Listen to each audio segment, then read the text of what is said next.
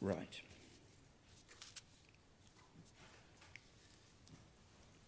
As a preliminary matter, I wish to draw attention to the quality of the police investigation in this case in unusual and challenging circumstances.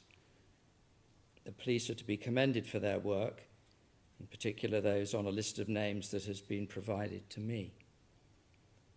I'm extremely grateful for the arrangements which have been made to enable large numbers of people with an interest in the case to follow the proceedings at court, but also at a remote venue, and to all those who have helped with that.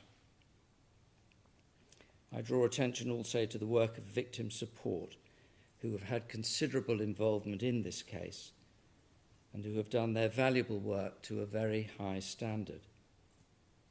As always, the court staff have assisted in many different ways, and I'm grateful to counsel and the legal teams on both sides for all the assistance they have given me. The defendant has pleaded guilty to offences charged in an indictment containing 67 counts. The case concerns his activities whilst running a funeral business called Legacy over 12 or so years. He offended on what the prosecution have rightly called an industrial scale.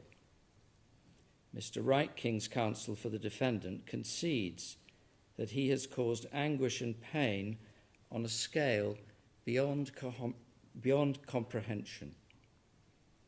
The consequence, as I shall explain, of what the defendant has done is that unless a body was one of those actually recovered by the police from Legacy in 2024 and thus properly identified, no one who had a cremation with Legacy at any time can actually know for certain whether they received the ashes of their loved one, whether or not the case features in the indictment.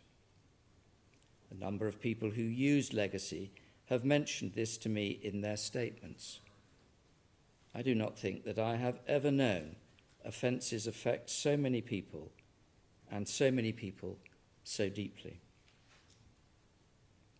The defendant pleaded guilty on the 15th of October 2025 to counts 31 to 60, 30 counts of fraud by false representation, contrary to Section 1 of the Fraud Act 2006. Count 61, an offence of fraudulent trading, contrary to Section 993 of the Companies Act 2006. Count 62, a further count of fraud by false representation with 57 victims. And counts 63 to 66, 4 further counts of fraud by false representation. At first, he pleaded not guilty to counts 1 to 30 and count 67.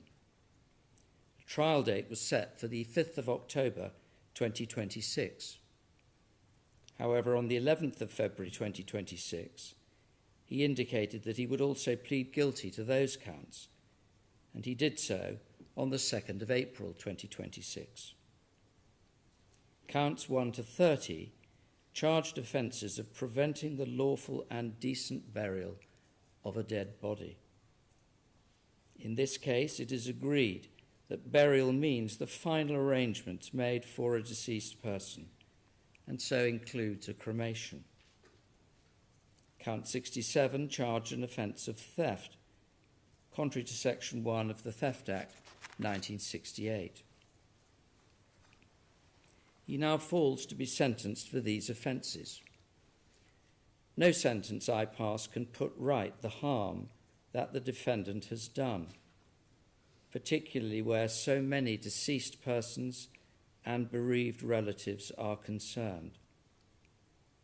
The pain that is still being suffered cannot, I am afraid, be remedied by a sentence of imprisonment. They are two different things.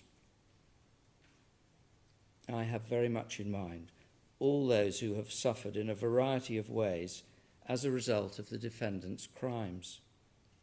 What he has done has had a profound effect on the whole of a close-knit community. The defendant ran a funeral director's business in Hull and Beverley. His work meant that a considerable degree of trust was placed in him by bereaved family members to behave respectfully and responsibly towards their loved ones who had passed away. It might be thought that that could be taken for granted. Unfortunately, we now know that Mr. Bush took any and every opportunity that presented itself in the course of his work dishonestly to enrich himself at the expense of those who used his services, and at great cost to the dignity of some and the peace of mind of others. In their personal statements, many family members have asked why the defendant behaved in the way that he did. In some ways, it might be more comforting if the answer was a complex one.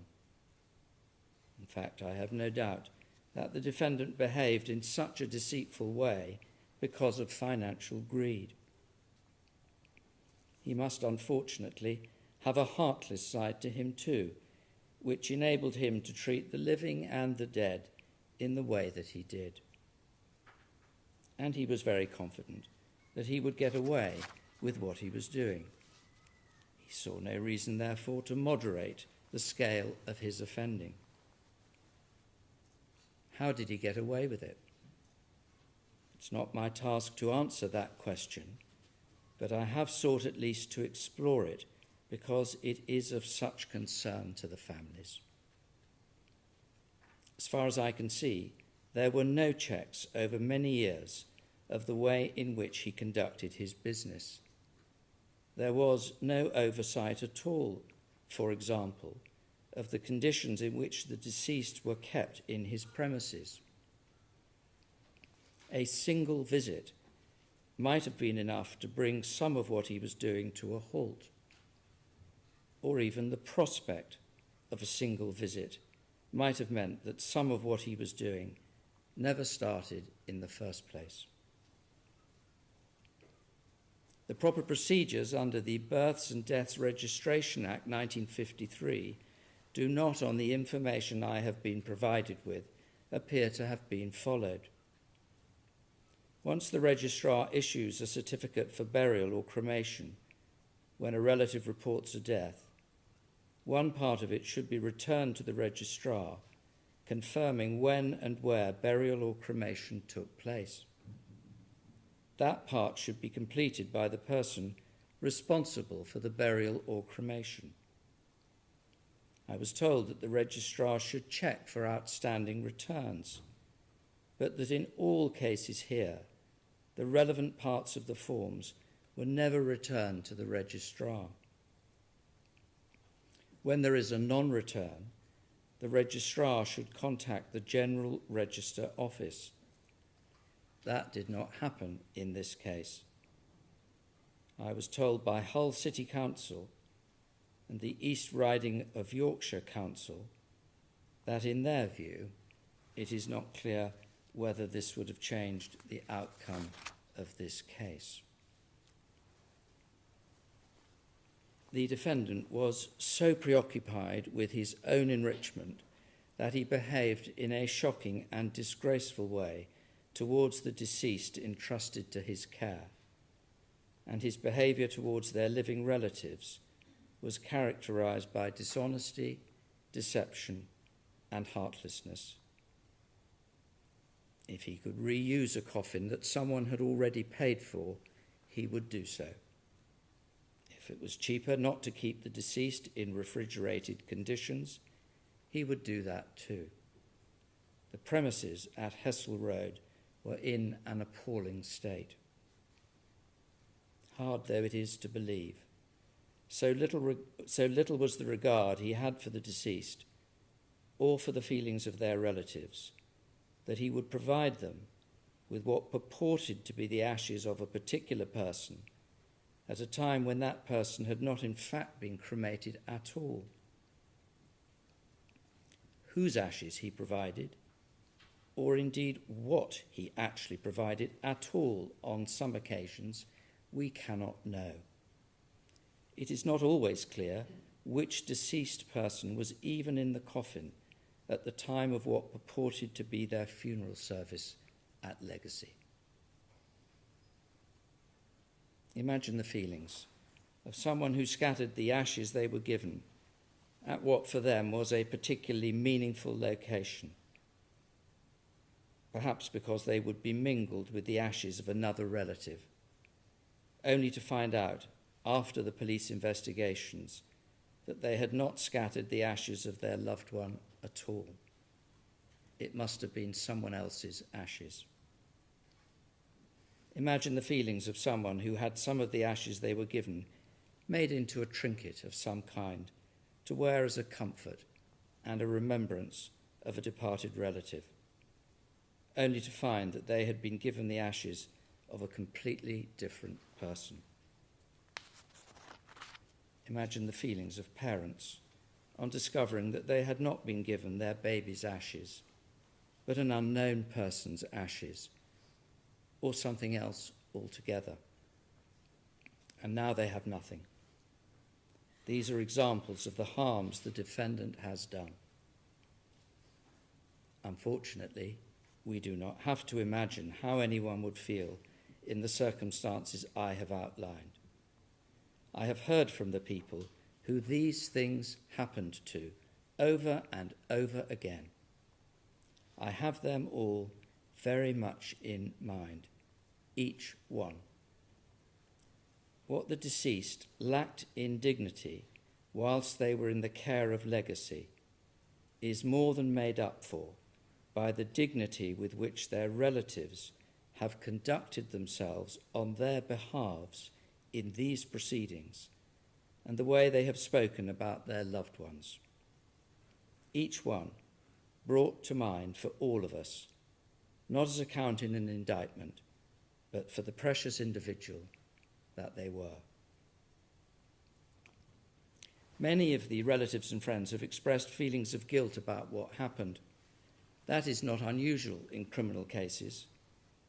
People who bear no responsibility at all for a crime can sometimes wrongly blame themselves, perhaps in an effort to try and understand what has happened. In this case, I hope that as a result of what they have now heard, they will realize that they are not to blame at all. All those who went to Legacy after a bereavement were taken advantage of at a time of extreme vulnerability. Few people know anything about funerals or about what is involved. They were entirely dependent on what the defendant told them. I hope they will not mind me saying that if they continue to blame themselves, they only divert the blame from where it truly lies. I need to say something about each of the counts to which the defendant has pleaded guilty and about any sentencing guidelines which apply to them. Counts 1 to 30 are offences of preventing the lawful and decent burial or cremation of a dead body between April 2023 and March 2024. The defendant prevented the proper processes happening. It was on the 6th of March 2024 that the state of the Legacy premises in Hessel Road, Hull, became known. 30 bodies were found in varying states of decomposition. The defendant was to tell the police that the bodies had not been cremated because of cash flow problems. I reject that entirely and without hesitation. There was no problem with the flow of cash as such. The only problem was with the direction in which the cash was flowing.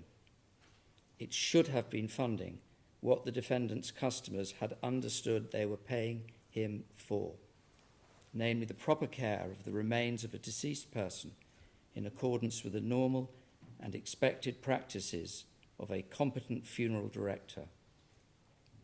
For cremation to take place straight after or soon after the conclusion of the funeral service, and to be provided with the correct ashes. The families of the deceased whose bodies were recovered in March 2024 had been told that cremations had been carried out when they had not. And some of the bodies had been kept at legacy for a long time. One person had died in April 2023, one in June 2023, two in July 2023, two in August 2023, 5 in September 2023, 2 in October 2023, 8 in November 2023, 5 in December 2023, 3 in January 2024, and 1 in February 2024. In 20 of the 30 cases, families had been presented with ashes which could not have been those of their deceased relatives who were still on the premises. Making that discovery has been traumatic in the extreme for all of them. And hearing of the conditions in which their relatives were kept and for how long has been similarly traumatic. Most of the bodies were uncovered and on racks on both sides of a cold storage area within the premises. There was a naked body lying on a stretcher on the floor. 2 people were lying on the floor of the cold room. Evidence of human putrefaction was visible on the floor. Some of the bodies had hospital identity bracelets on wrists or ankles. Some had biological hazard bracelets. Some had no identifying markers. The conditions were dreadful. In an expert report, Dr. Lloyd said that there were multiple incontrovertible instances of a wholly inadequate approach to care for the deceased in the mortuary at Hessel Road. They had not been washed or dressed. A number were lying in pools of bodily fluids. There were clear instances of inadequate identification of the deceased. There was no evidence of any form of mortuary register to show who was even there. A large quantity of unidentified clothing had been accumulated. No doubt it had been the wish of relatives that the deceased should be dressed in this clothing when cremated. There was a large quantity of family photographs which had evidently not been placed in coffins as intended. The premises did not meet industry standards for the provision of adequate facilities and equipment for keeping deceased persons. The conditions in the cold room appeared to contravene health regulations. Many non-public facing areas at the premises were in a lamentable state. There was, for example, excrement on the floor of a lavatory. Many of the rooms were suffering from damp and mould. Some had ceilings that were collapsing. Boxes of ashes were found in many areas of the premises. There appeared to be no systematic method of recording, storing, or identifying where ashes were. The majority of cremated remains were stored in an undignified manner. The identification of the cremated remains was wholly inadequate. The defendant told the police that he had been having issues with the refrigeration equipment at the premises and that he had saved money by not running all of the available units.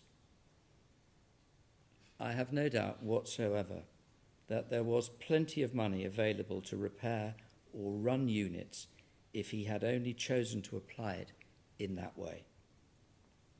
He acknowledged to the police that a body should be cremated or buried within 3 or 4 weeks of death. Counts 31 to 60 are corresponding counts of fraud by false representation. In each of the 30 cases, the defendant had obtained payment for his services on the basis that he would take proper care of the remains of the deceased in accordance with accepted standards, that he would arrange cremation immediately or soon after the funeral service, and that the ashes to be provided to a customer were the ashes of the deceased person. The total value of the funeral payments was £48,890, but the harm caused is far greater than that, and measuring it in financial terms hardly seems appropriate. Count 62 is a compendious count of fraud by false representation. This offending took place between 2017 and March 2024. It relates to 57 more families who paid money for a funeral and to whom the defendant again falsely represented that he would take proper care of remains, that he would arrange for cremation to take place in a timely manner, that he would return ashes when requested to do so, and that ashes presented would be the right ones. In 40 or so cases of the 57, the deceased were kept for longer than a month before they were cremated, in many cases for much longer than a month.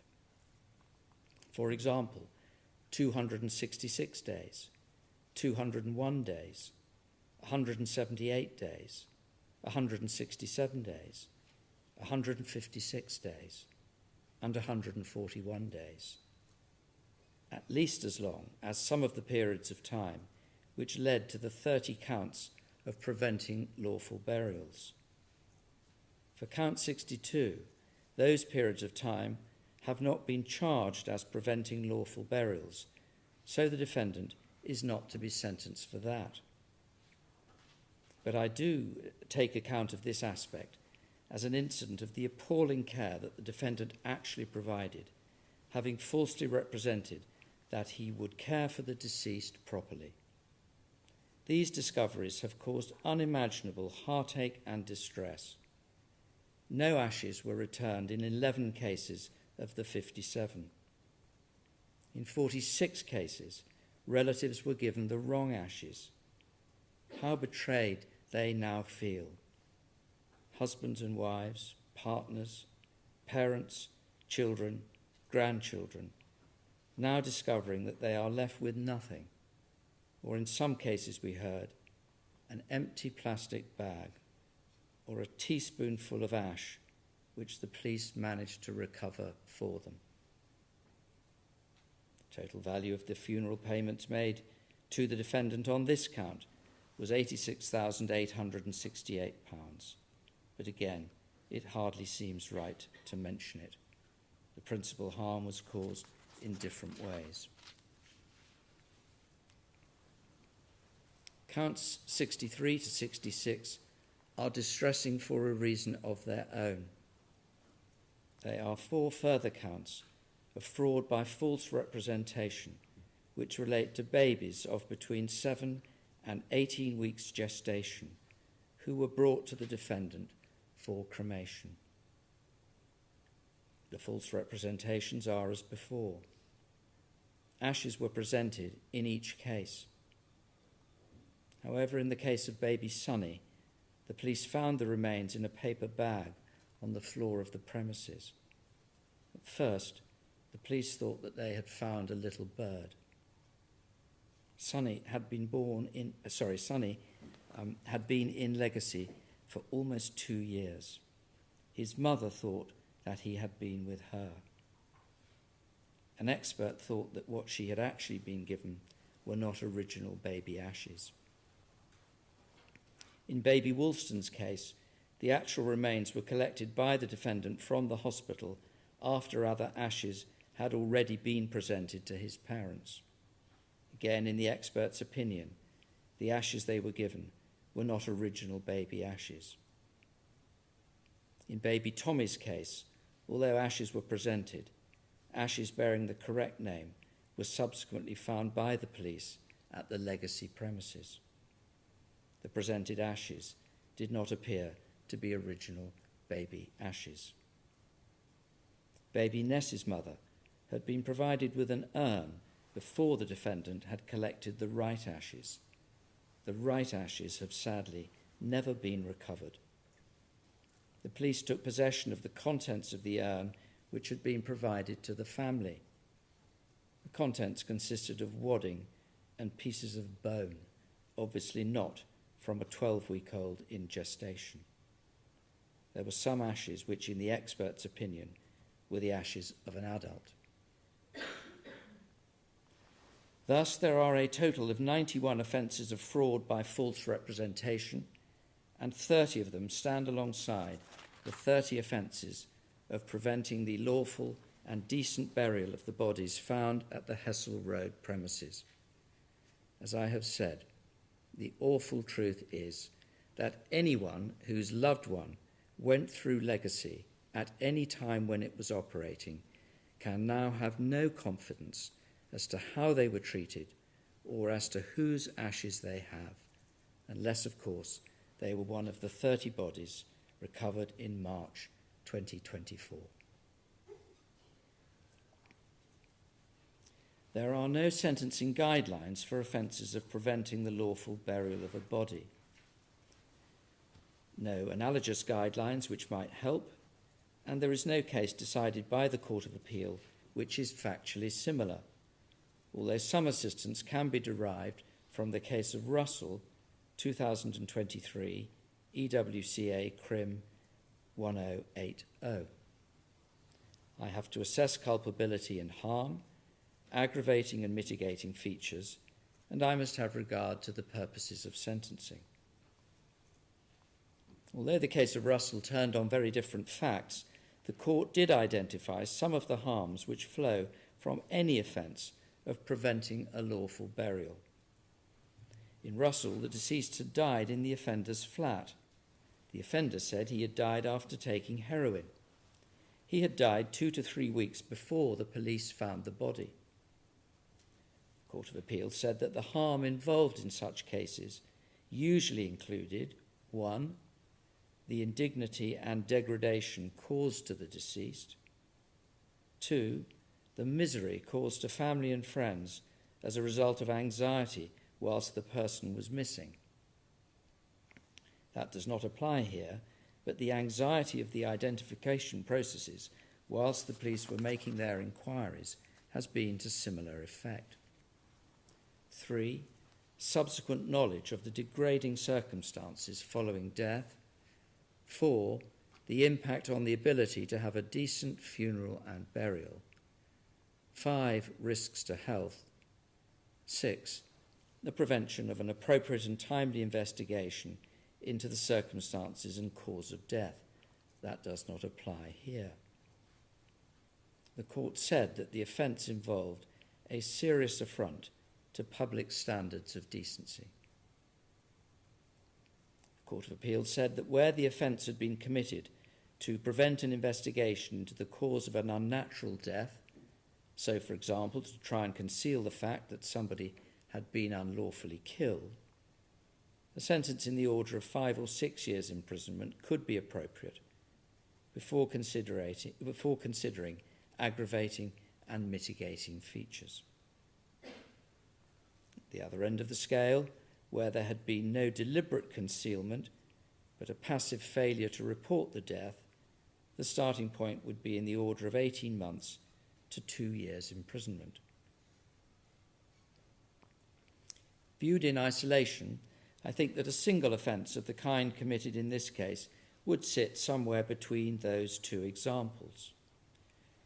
It is not necessary to identify precisely where, because I am not dealing with a single offence viewed in isolation. The offences here were the subject of one of the false representations in the fraud offences, that cremation would take place promptly, which will receive punishment in their own right. There is an overlap which must moderate the overall sentence. But preventing the cremation of a body is an additional offence and a serious one, particularly when committed as part of an established pattern of behaviour in the ordinary way of the business. If the police had not intervened, the practice would have continued. The affront to public dignity which these offences represent means that there must be significant additional punishment. Culpability is, of course, high because of the gross breach of trust in respect of people who were vulnerable because they were bereaved and dependent upon the defendant. They had gone to him for assistance to do right by the deceased. I'm satisfied that in order to maximise his dishonest profit, the defendant paid as little attention as he thought he could get away with when dealing with those who were entrusted to him. He saw, for example, no need to pay for adequate refrigeration. He spent other people's money on improvements to his own home, whilst the Hessel Road premises were in a deplorable state. There was obviously a cost to carrying out a cremation, but he would only pay that when it suited him to do so, or when personal expenditure permitted, rather than when he had agreed to, or when proper practice or common decency demanded. He was in Arizona on holiday when these offences were discovered. He must have chosen not to spend the cost of his holiday on cremating some of those who were at legacy. There are sentencing guidelines for offences of fraud by misrepresentation. But the guidelines are set for a single offence, and here there were 91 offences. The maximum sentence for a single offence is one of 10 years' imprisonment. Each offence here is high culpability A because of the abuse of a position of trust or responsibility. Each offence is part of fraudulent activity committed over a long period of time. The offending was against a very large number of people. Each offence was part of a planned scheme of offending.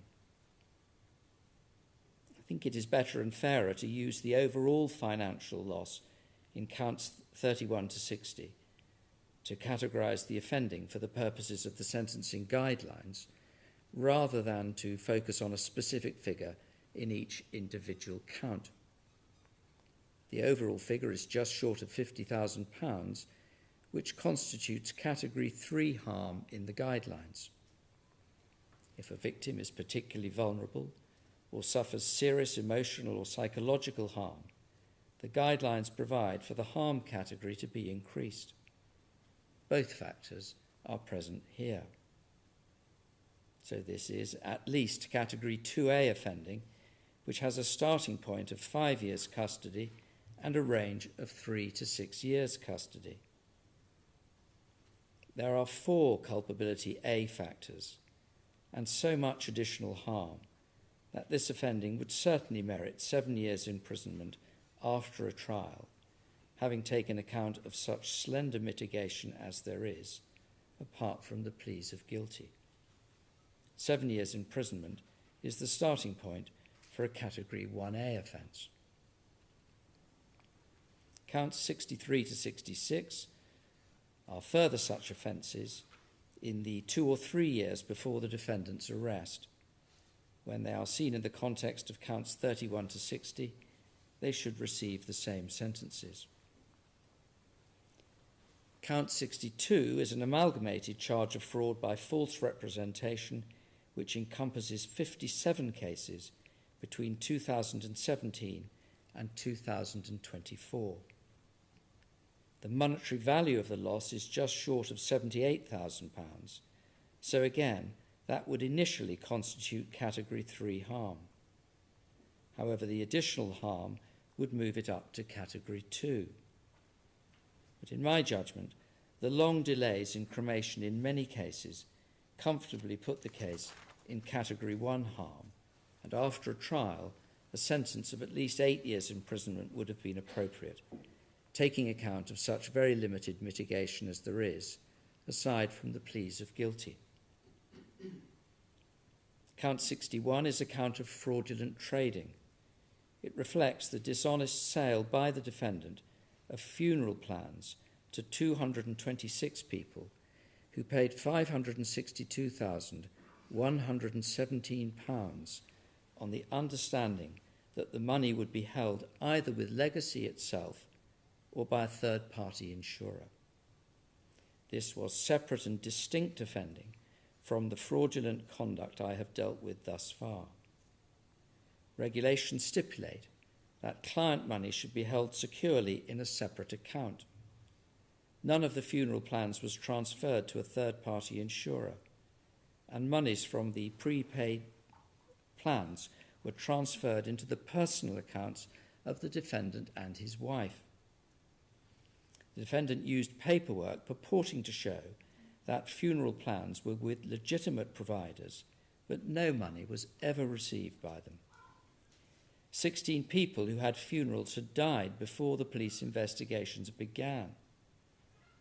The defendant did provide them with funerals at a total cost of just over £37,000. No doubt those relatives dearly wished that they had not had a Legacy funeral at all, and so the provision of those funerals can make no difference. Some banks have refunded money to some of the victims of this fraud to a figure of just less than £60,000 so far as the police know. It might be more than that. Perhaps others will follow suit. The victims had used their limited means to pay for these plans to allay anxiety in the future. They have ended up with precisely the opposite result and lost their money in the process. The fraudulent trading took place over almost 12 years, from about a year after the defendant started running the business. In many cases, it would not have come to light for years until someone died and wanted a funeral, and if for any reason the defendant was no longer in business or unable to provide the service. That consequence will come to pass now, because the defendant will be serving a sentence of imprisonment. There are no sentencing guidelines for fraudulent trading which has a maximum penalty of 10 years imprisonment. I think that it is appropriate to use the same fraud guideline as for the offences of fraud by misrepresentation, which have the same maximum penalty. Culpability is high because of the large number of victims and the fact that the fraudulent activity was sustained over many years.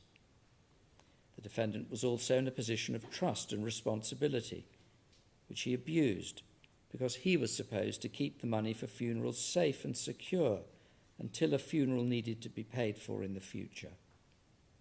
Harm is in Category 1. There is financial harm and emotional harm. The Category A1 offence has a starting point of 7 years custody and a range extending up to 8 years. After a trial, this offence would merit a sentence of 8 years imprisonment, even taking account of the very slender mitigation, but leaving aside credit for the plea of guilty. Count 67 is an offence of theft. It dates from 2017 to 2024.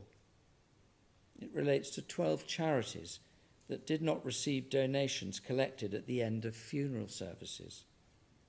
The families had been told that the money would be sent to the charities, but the charities never received the money, which was stolen by the defendant. The defendant stole at least £5,540 and very possibly more than that. There are sentencing guidelines for offences of theft. Culpability is in Category A because there was a high degree of trust or responsibility. Harm is in at least Category 2 as a result of the value of property stolen and the significant additional harm from the emotional distress caused. There is the risk of a loss of confidence in those who are trusted to handle charitable donations, which may mean that some donations are not forthcoming. All the charities here needed the money to help those who benefit from their work.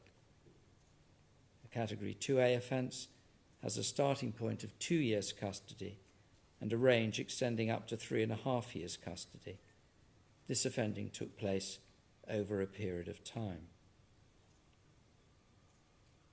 It is worthy of note that in the same period as he was stealing the charity money from collection plates, just over £3 million was received in legacy bank accounts and the defendant's personal accounts between March 2017 and April 2024.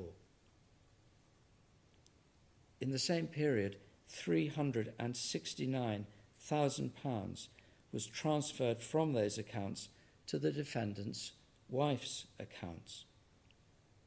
The defendant said when interviewed that money was only paid to her for tax reasons and not because of anything she had done for the business.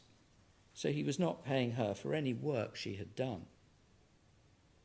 It's clear that the defendant benefited very substantially from his fraudulent conduct. He obviously lived very well, enjoying expensive holidays and the like. Proceeds of Crime Act proceedings will take place in due course. The defendant is now 48 years of age. Mr. Wright King's counsel has addressed me on his behalf in a realistic and moderate way. He reminded me that the defendant has no previous convictions. That cannot, however, count for very much at all when the offending was committed over such a long period of time as it was here. The defendant has expressed regret, and the author of the pre-sentence report thought that his regret was genuine. Mr. Wright acknowledges that that regret cannot materially affect his sentence. I have taken account of all the contents of the pre-sentence report. I bear in mind that the defendant has not been to custody before.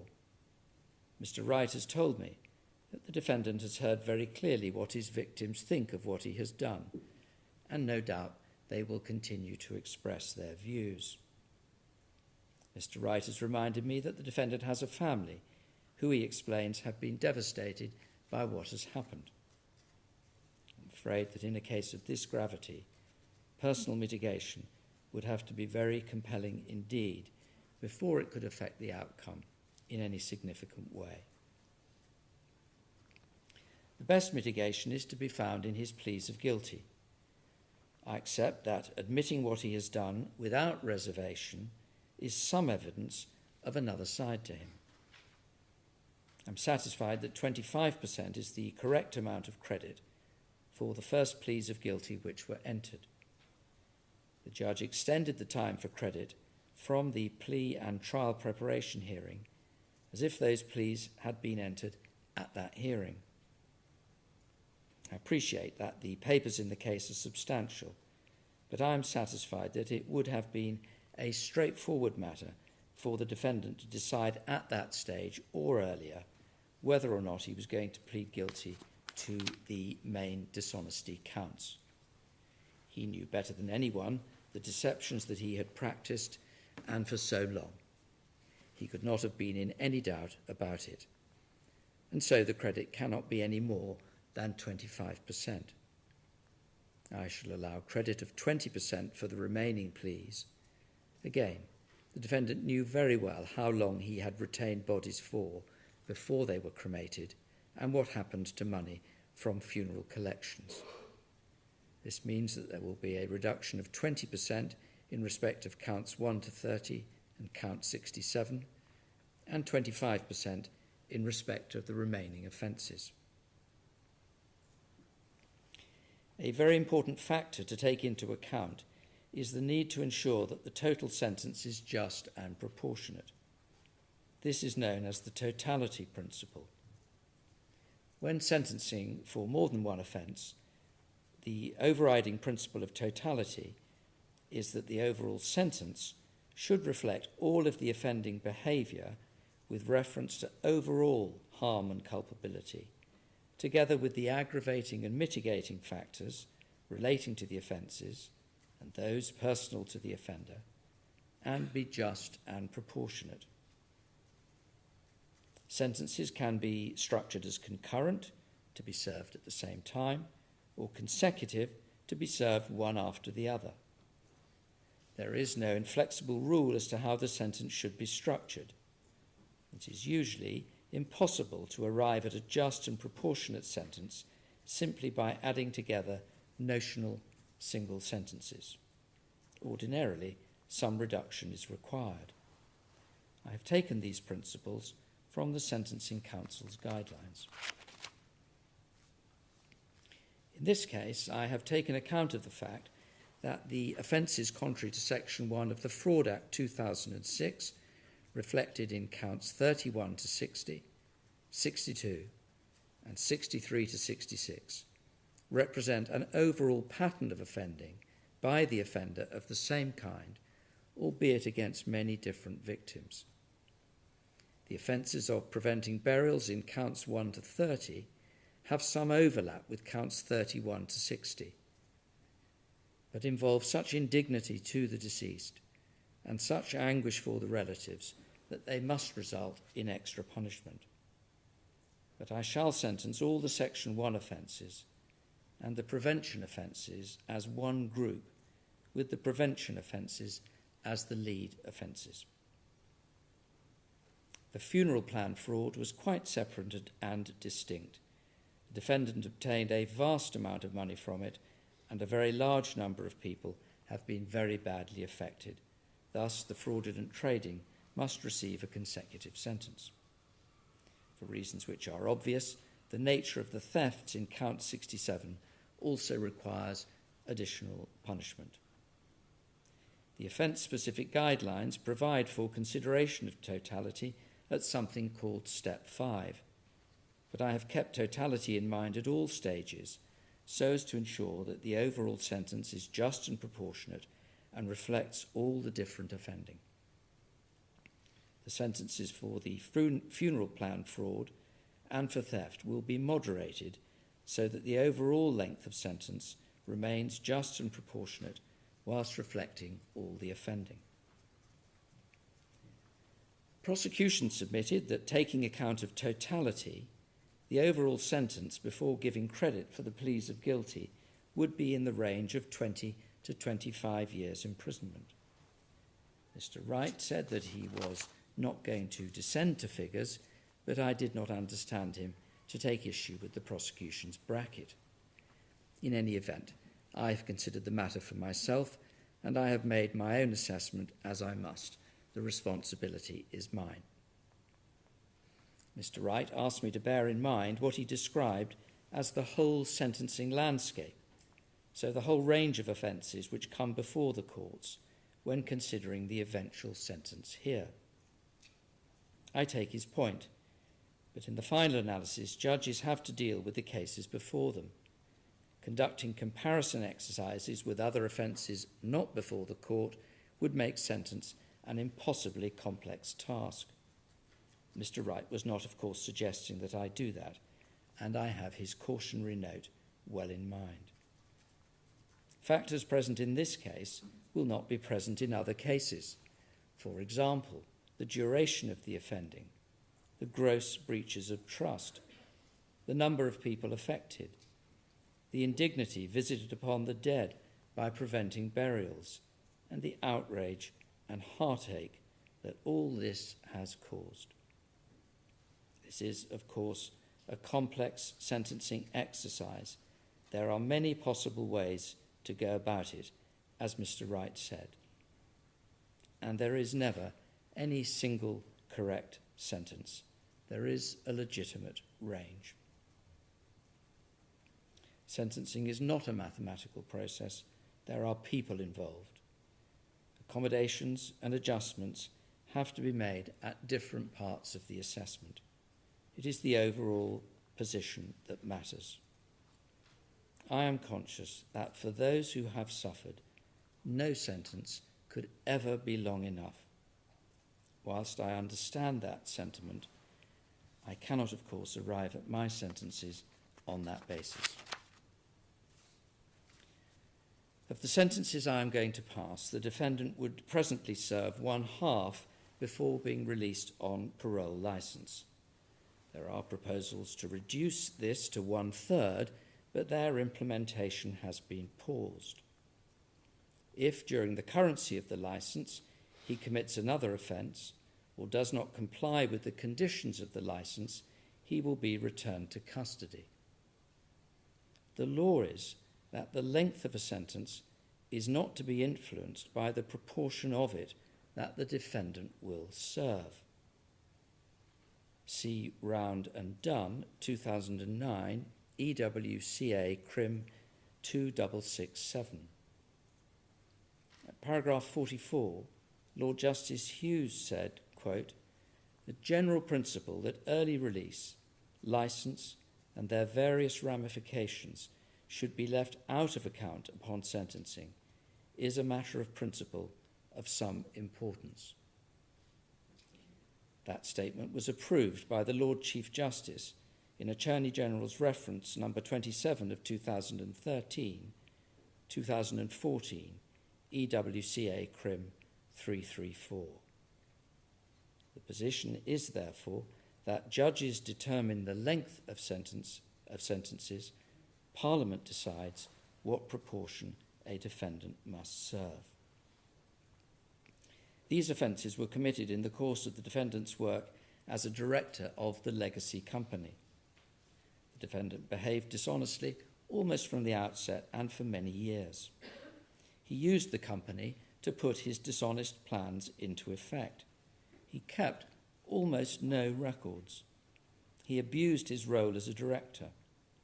I disqualify him from acting as a director for a period of 14 years from today, pursuant to Sections 1 and 2 of the Company Directors Disqualification Act 1986. The sentencing guidelines say that periods of 6 to 10 years should apply to serious cases. This is a very serious case, and the defendant would be in custody for all or much of a 6 to 10 year period, in which case the disqualification would not bite at all. I'm turning now to the offences which I shall deal with as one group.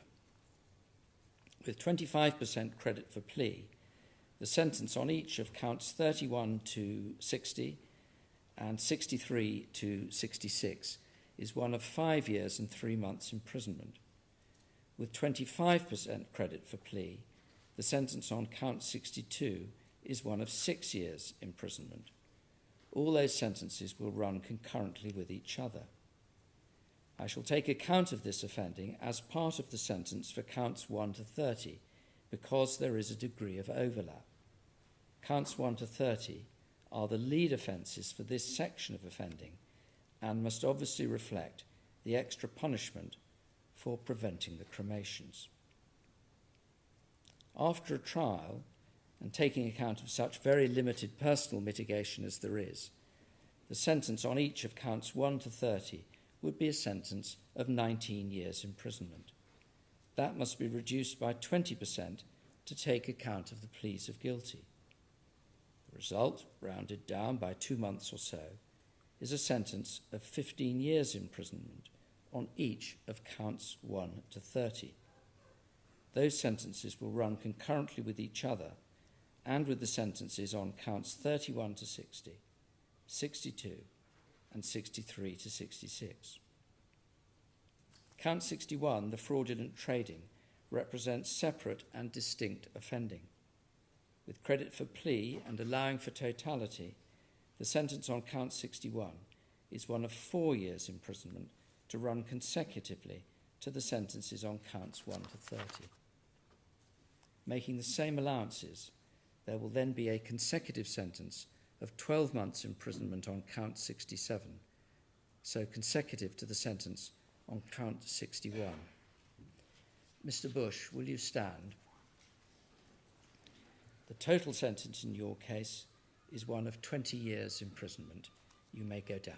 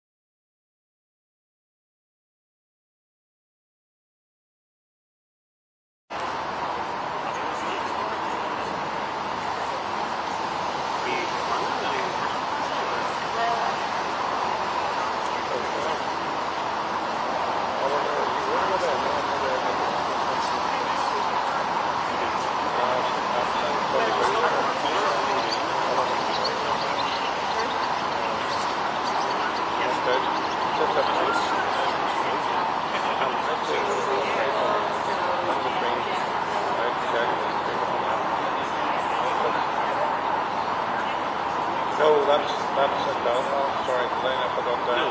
It's an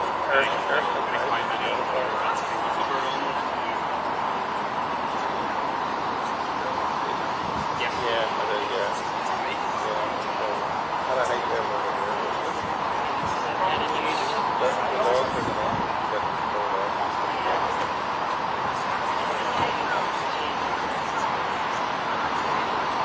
Yeah, no. No problem. I'll put these on the next time. Sorry about that. Alright. Good luck, guys. It is, that's the best, yeah. Alright, good luck, guys.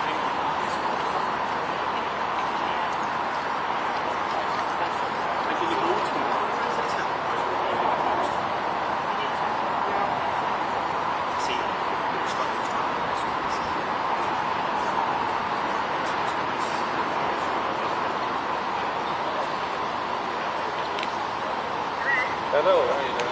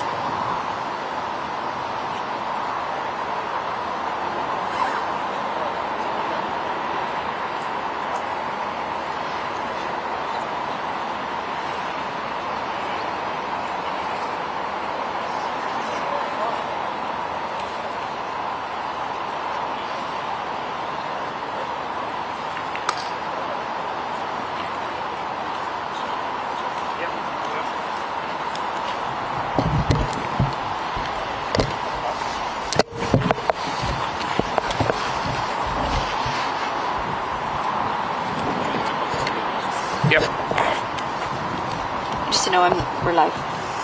Alright. Just in case anyone says anything evil. On Twitter.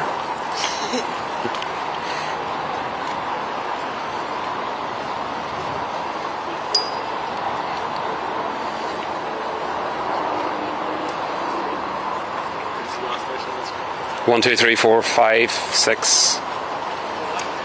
There's the DUP delegation coming up now.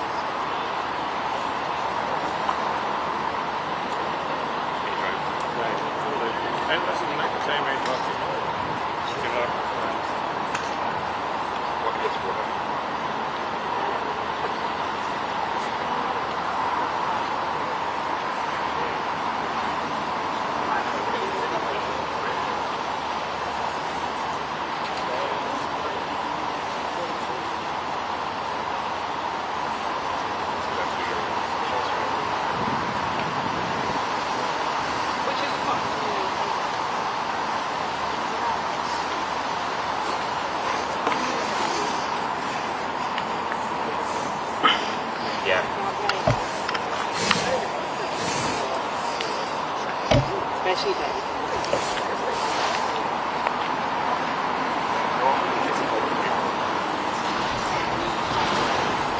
Yeah, but you know something.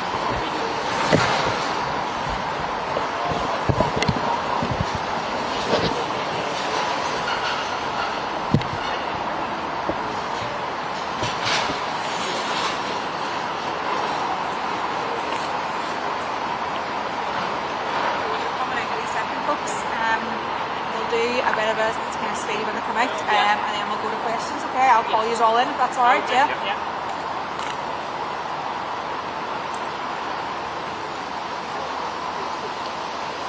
worry. It's fine.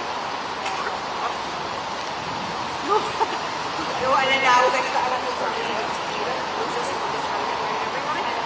and then you can. So no, don't worry at all.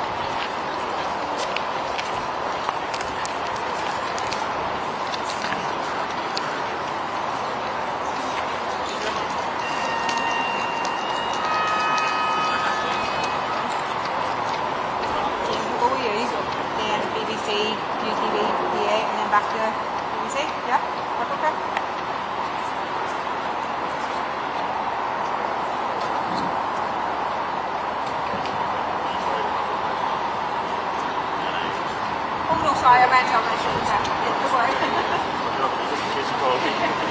I was wondering why the BBC were getting papers. It's for bits of it. Oh, right. So RT. Yes. Guys. Yes, exactly. Stay there.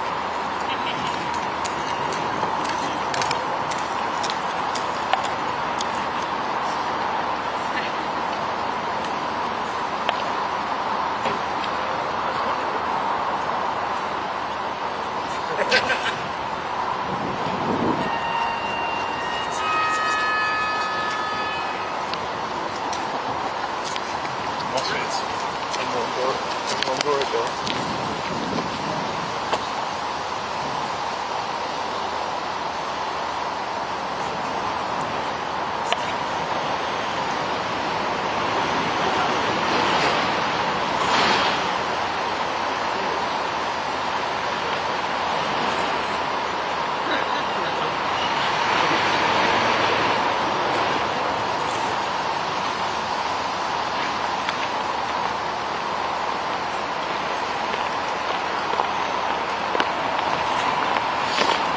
All right, the rain's gone. Okay, you ready? Yeah. Okay, well, listen, we had the opportunity to meet face to face with Chris Bryant in his new role here. It gave us the chance, on behalf of Sinn Féin, to raise a number of issues with him. The future of power sharing, the instability of the executive and the behaviour of the DUP within the executive, and the challenge that presents not just to delivery, which is obviously hugely frustrating for our ministers, but also to the prospect of power sharing into the future if this type of behaviour continues. We also raised the issue of constitutional change, of a unity referendum, and of the need, unlike his predecessor, who apparently was oblivious to all of the discussions that are going on in relation to the future of Ireland, that he needs to engage with that and to engage with the British government, or with the Irish government, in relation to planning for orderly transition into unity referendum and constitutional change. John, obviously as Finance Minister, had the opportunity to have a detailed discussion with him in relation to the budget, making very clearly the point that the executive has and continues to be underfunded, and the challenges that presents in providing public services for people who really struggle with their everyday existence here, and the lack of resource for the executive to provide the level of public services that they need and that we wish to provide to them. And Kiva raised the issue of legacy with him, and the concerns that there are there about the British government's approach to the legacy bill, which seems to be focused clearly on the interests of their own state and their own defence forces within that, and the legacy attached to them. Made it very clear that the litmus test for legacy proposals will be: do they satisfy the needs of victims here? Are they human rights compliant? Are they an effort to provide truth and justice for all those who seek it, and not just to focus in relation to their own armed forces? And so it was overall a useful discussion, and clearly, just as the preliminary discussion into, there is a greater need for much more substantial discussions between both governments and between all of the parties here in the time ahead to address that whole range of matters that we've spoken about. Conor, just to pick up on 2 points that you made there, you were saying about the DUP's behaviour and the future of power sharing that continues. What do you mean by that? What does the future of power sharing look like if that behaviour, as you call it, continues? And also, just in terms of his comments, the Secretary of State's comments on a border poll, he said it's not an issue for now, it's not an issue for the medium-term future. What do you make of that?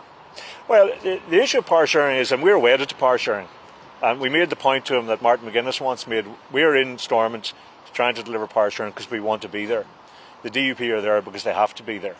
And that approach has become even more obvious over the last number of years. And the frustrations, and you can see it reflected in the public, the public opinion in relation to the inability to deliver on a whole range of issues. The executive, the frustrations of our ministers, of Michelle O'Neill leading the executive, has been spoken about. It's very apparent.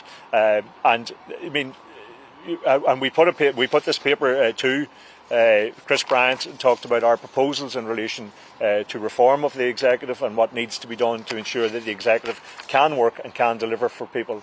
But that requires political will. And the DUP have demonstrated that they don't have a political will to make the executive work, and that then poses bigger questions for power sharing. So we get into another hiatus on the other side of the next election. What's the future for power sharing in those arrangements? The British government can't coast along, and neither can Dublin coast along in the hope that things will be better on the other side. They need to engage now. They need to engage with all of the parties. They need to engage with the DUP to ensure that they actually approach this in the spirit of collaboration and cooperation, rather than that which we have seen over the last number of years. In relation to the border poll, I mean, that's the standard response from any Secretary of State, any member of the British government. The previous one was oblivious to all of the discussions that got on, so I think at least this one, at least there's some sense of the change that has happened and the change that continues to happen right across Ireland in relation to this. We talked about even in the Oireachtas now, the Fine Gael bringing forward their blueprint for unity, the debates now that will be ongoing in the Oireachtas in relation to many matters relating to Irish unity, and of course that's all helpful. And then that organic discussion which is growing and taking place, even as we're discussing here today, I'm sure in Fella and Fubble in West Belfast there are discussions happening on platforms in relation to that. So there is a need for the British government not to put its head in the sand in these matters, to actually recognise that change is happening. We want to see managed transition, a peaceful, democratic, managed transition into United Ireland, and the British government have a role to play in relation to that, and that's what we put to it. Conor Murphy, are you saying that there's a danger the institutions could collapse before May's elections? And if I could ask the Finance Minister, the Secretary of State said he's not here with the chequebook. Are you any clearer or any more hopeful that you might get more money out of the Treasury? Well, the institutions are in a precarious place, and unionism is in a great degree of flux. The DUP are in some disarray themselves. They're our primary partner in relation to institutions. So we have seen people walk out of them before in that regard. I'm not saying that that is imminent. For our part, we want the power sharing institutions to work. We want the executive to work. We want it to be able to deliver for people who badly need the executive to be in a place to deliver for them. And we are frustrated, as the general public are, that there has been so many impediments put in the way of the executive working collectively together. So we're not suggesting that it's imminent, but what we are suggesting is that the British government needs to watch very closely what's going on, and the Irish government needs to watch very closely what's going on, because they are co-guarantors of the Good Friday Agreement, and they need to make sure that these arrangements have the political support that they are required in order to continue. In relation to discussions around the budget, we have a very strong case to put forward, and we put that case forward to the Secretary of State today. And I said to him that he, as an MP in Wales, is funded over and above their level of need to the tune of £1 billion. If he was in Scotland, it would be £3 billion over. Here in the north, we're funded below our level of need. That's an unfairness. That's an unfairness, and that cannot continue. Andy Burnham came to power telling us that he was going to create prosperity in every postcode. But here's his opportunity to do it here and give the executive a fair, sustainable funding package which will allow us to run public services and support our economy. Are you saying, Conor Murphy, that the institutions are in peril if there is no reform of the institutions this side of an election? And John O'Dowd, have you heard anything different from this Secretary of State that the previous wasn't saying to you about the state of Stormont's finances and what the government wanted in return for potentially any more money? We're saying that the institutions have been struggling, and they are clearly in need of reform, and that's why we've put forward a set of reform proposals. And other parties are interested in the idea of reform. Other parties have put forward those proposals. The DUP are opposed to the reform of the institutions. And what we're saying to them clearly is this is not sustainable. It makes it all the more precarious and volatile, and that the governments can't allow this situation to continue, because there is a danger, and we've seen it over the years, there is a danger that the wheels could come off the wagon in that regard. We're not saying that's imminent, and for our part we will do all that we can in the executive and work with other parties, and we're interested in working with other parties to make sure that the power sharing arrangements work, that they're properly funded, and that they can deliver public services. That's what the people in there are elected to do. But the government needs to be cognisant of the fact that the behaviour of the DUP, their refusal to engage with reform, their refusal to work the institutions in good faith, does present a very serious challenge. This Secretary of State and the previous one has told me that they want to be able to bring a strong argument to the Treasury to make a case for us. We have given them that strong argument. They are underfunding us to the value of between £1 billion and £3 billion. That is not only recognised by the executive, it is recognised by the Independent Fiscal Council in their latest report. So I urge the Secretary of State to bring that information back and ensure that we're properly funded.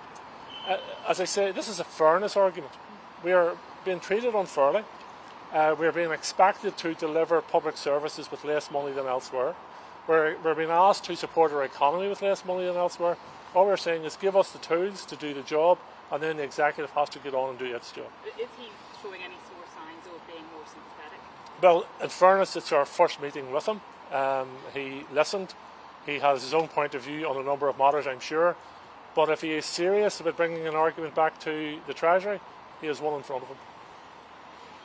Just on your discussions on legacy, Henry Benn had said that when the legacy bill returned that there was going to be changes, insinuating that there would be increased protection for veterans. Do you have any discussion about the legacy bill in that regard and what it's going to look like when it does return to when it comes? Well, we did, but Kiva was the one who raised those issues with him. Yeah, and we were very clear that the litmus test for us is the legacy arrangements have to have the confidence of victims and they have to be human rights compliant. They cannot give preferential treatment to veterans. So we made that point very clearly to the Secretary of State today, and we made very clear that we will reserve our judgment until we see legal text, and we have concerns about the potential for amendments in the House of Commons but also in the House of Lords. So we made all of that very clear to the Secretary of State. We also implored him again on behalf of the Sean Brown's family that he needs to call a public inquiry into the murder of Sean Brown.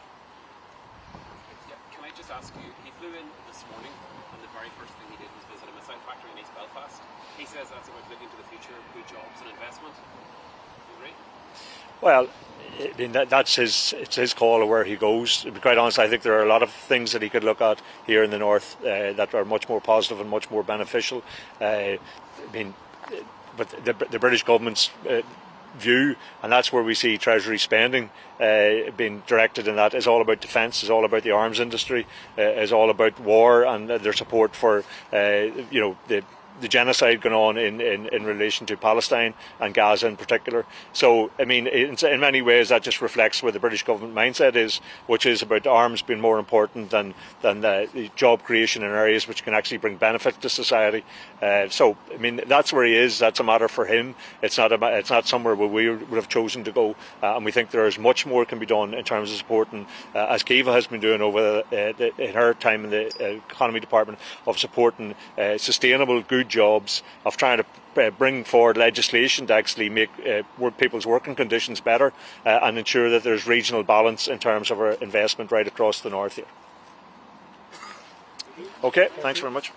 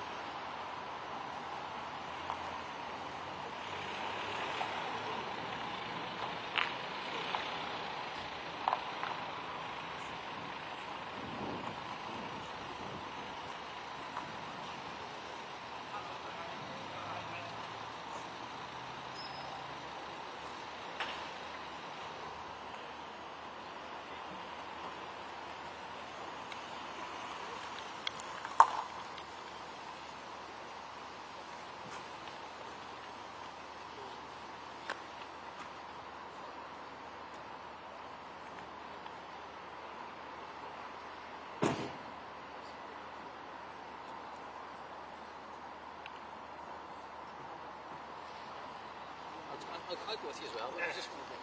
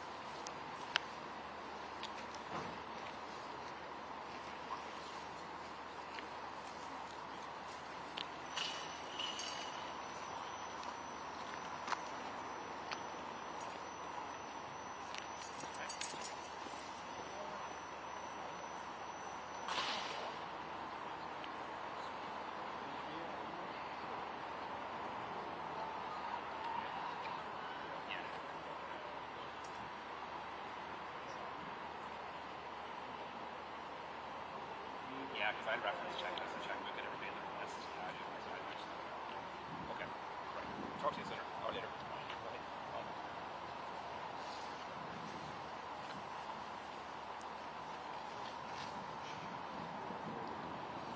Just right.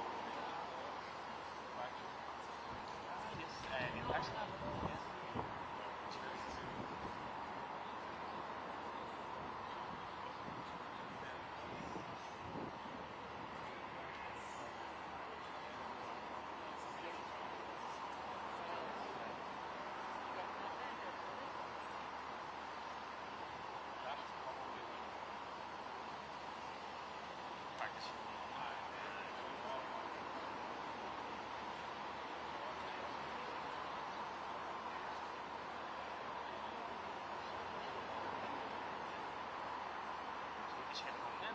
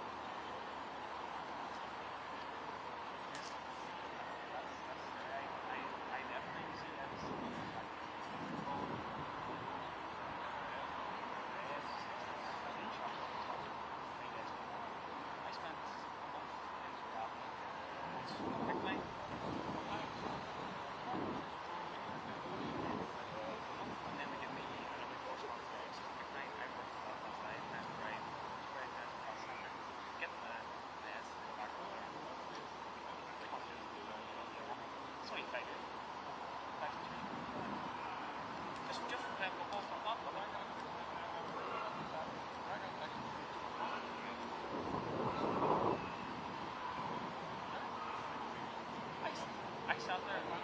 It's fun. I was scared. Like, yeah, all the air was scary.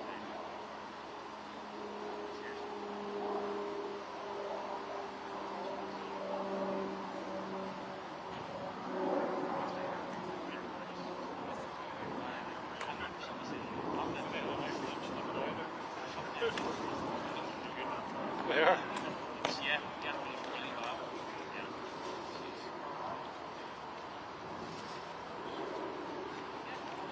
I just had a wee bit of an achy hip.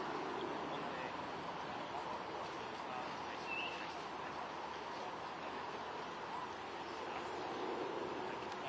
This was a Friday. They said to me, it was up on Saturday.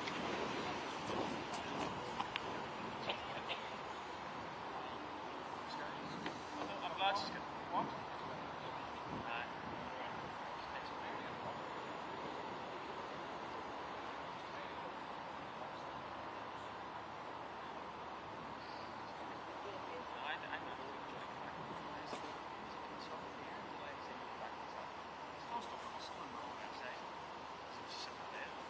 I'm on the line. Do you? Do you? Sorry, I don't know. I'm trying to get pre-season started. It's quite so much. We're just running and running. Quarantine?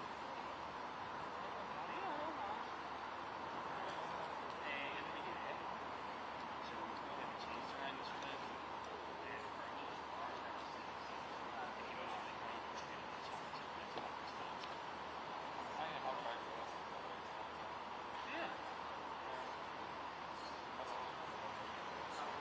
Yes, I'll get those. That's it. Hill Street Falls division. Lardy Celtic. If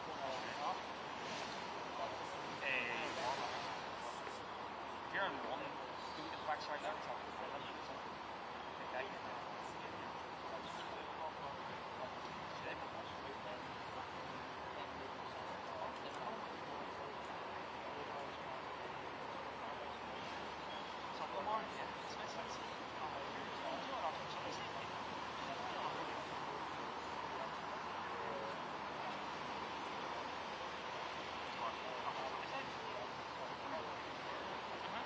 Just at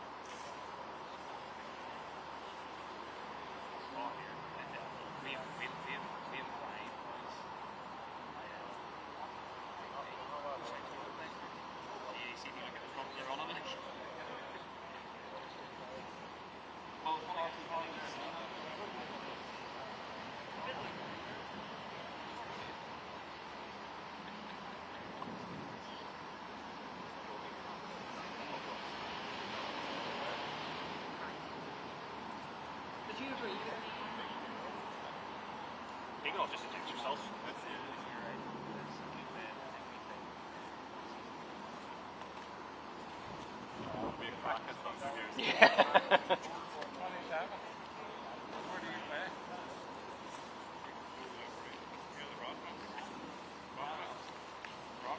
Probably, yeah. I think that one better. You know who does it there?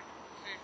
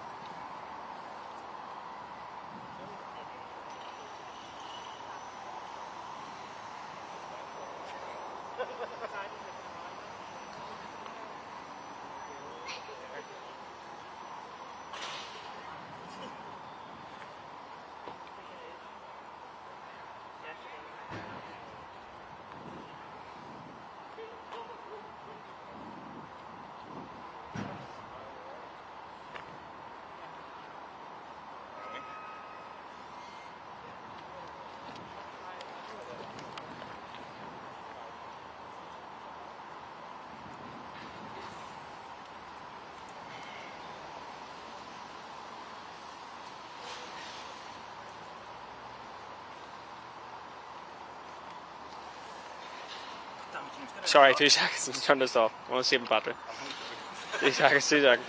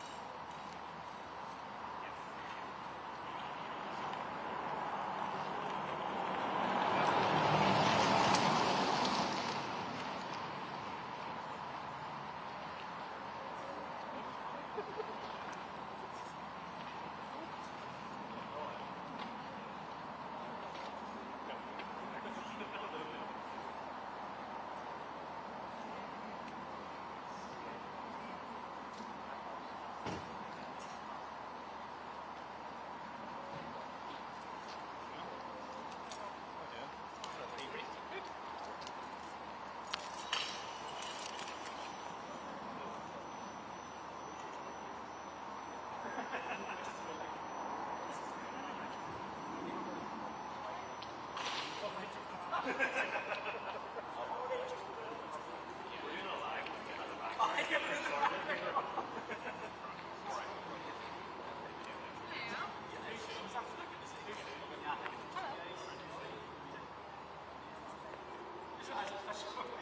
on